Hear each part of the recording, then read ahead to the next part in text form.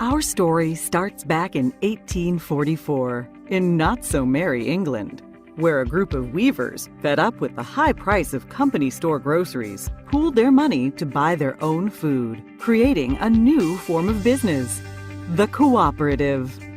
The idea caught on.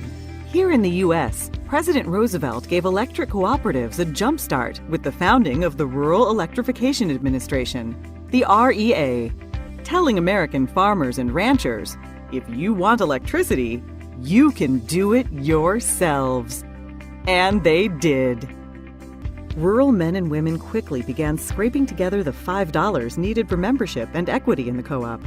Up went the poles and wire and lines to bring rural folks what they so desperately needed: power. Soon, electric cooperatives popped up all across the country, transforming the way of life in rural America. Today, there are more than 900 electric co-ops in the U.S., bringing electricity to some 42 million Americans. So how do cooperatives work? First off, cooperatives are not for profit. Money comes in from members when they pay their electric bills. Money goes out to pay co-op expenses. A little bit is set aside for emergencies and the future. Any leftover is returned to members. Pretty sweet, huh? But it's not just about the money. Co-ops exist only to serve their members. They have a unique set of cooperative principles. All may join, regardless of race or gender or creed.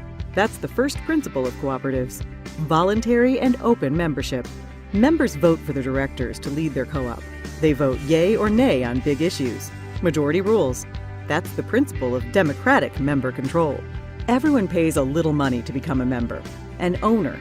We call that principle participating economically. Cooperatives believe and invest in education, training, and information. That makes them smart and sets them apart. Cooperatives stand on their own two legs. Decisions are made locally for local people. We call that principle autonomy and independence. But cooperatives also work together. They join forces to restore outages after storms, get financing, do research, and speak up in the halls of government. We call this hallowed principle cooperation among cooperatives. It's what makes us strong. And co-ops have a heart, a big heart.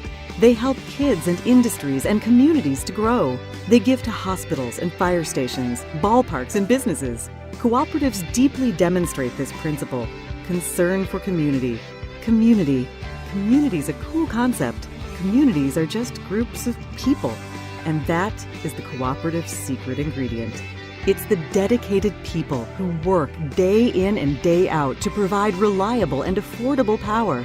It's the elected people who shape the policies and tackle the big issues. For the most important group of people, the members. Members, the whole reason cooperatives exist. Now that's the cooperative difference. And that's the cooperative advantage. Brought to you by the passionate people of NRECA.